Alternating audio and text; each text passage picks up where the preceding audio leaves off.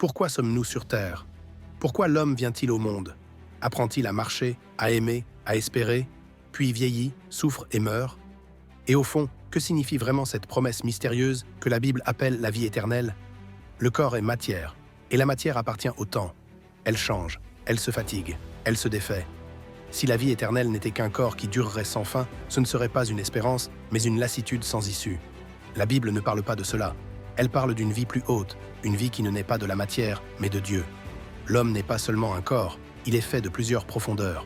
Il y a le corps, tiré de la poussière de la terre. Il y a l'âme, là où naissent le désir, la pensée, l'amour.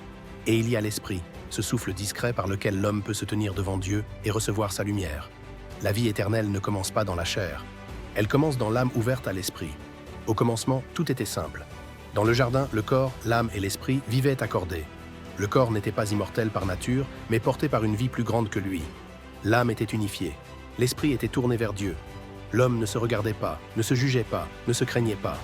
Il recevait la vie, comme on reçoit la lumière du matin. Au centre du jardin se tenait l'arbre de vie. Non comme une magie, mais comme un signe silencieux. La vie demeure tant qu'elle reste reliée à sa source.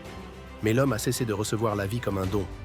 Peu à peu, il a voulu compter sur lui-même, décider par lui-même, donner le sens au bien et au mal. Il ne s'est pas éloigné de Dieu par violence, mais par un déplacement intérieur. Son regard s'est tourné vers lui-même. Sa confiance s'est déplacée de Dieu vers sa propre mesure. Et à cet instant, la relation s'est fragilisée. Alors quelque chose s'est rompu. Par la parole du serpent, un venin s'est introduit dans l'homme. Non un poison du corps, mais du cœur et de l'esprit. Le regard s'est assombri. L'âme s'est divisée. Et le corps, privé de l'harmonie intérieure qui le portait, est devenu vulnérable. La mort est entrée dans l'expérience humaine. Et l'accès à l'arbre de vie a été suspendu. Non par vengeance, mais par sagesse. On peut comprendre cette logique avec une image simple, celle de la guérison. Lorsqu'un corps est gravement blessé, on ne lui demande pas immédiatement de courir. On nettoie la plaie, on la protège, on laisse le temps restaurer ce qui a été brisé. Non par cruauté, mais par sagesse et par amour de la vie. De la même manière, la vie terrestre devient un temps de soins, un temps de restauration intérieure. C'est pour cela que nous sommes ici.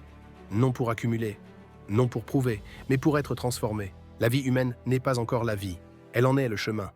Peu à peu, l'homme apprend. Il découvre que le savoir ne rassasie pas, que la morale seule épuise, que la liberté sans vérité disperse. Alors une compréhension plus profonde naît en lui. Le bien n'est pas la source de la vie, il en est le fruit. La source est plus intérieure, plus silencieuse. C'est le cœur tourné vers Dieu et l'esprit ouvert à sa lumière. C'est pourquoi la Bible parle d'une naissance nouvelle. Non un changement extérieur, mais une vie qui commence doucement dans l'âme. Quand l'intelligence se laisse éclairer, quand le cœur s'ordonne dans l'amour, quand la volonté cesse de se replier sur elle-même, l'homme commence déjà à vivre autrement. La vie éternelle commence dans l'âme, s'enracine dans l'esprit et transfigure ensuite tout l'être. Nous sommes sur terre pour passer du désordre à l'unité, de la dispersion à la paix, de la survie à la vie véritable. Voilà le sens de l'existence. Un chemin silencieux, patient, intérieur, le chemin vers l'arbre de vie. Chaque semaine, nous explorons un seul sujet essentiel pour comprendre en profondeur et laisser la vérité transformer notre regard. Si ce chemin te parle, abonne-toi pour continuer le parcours.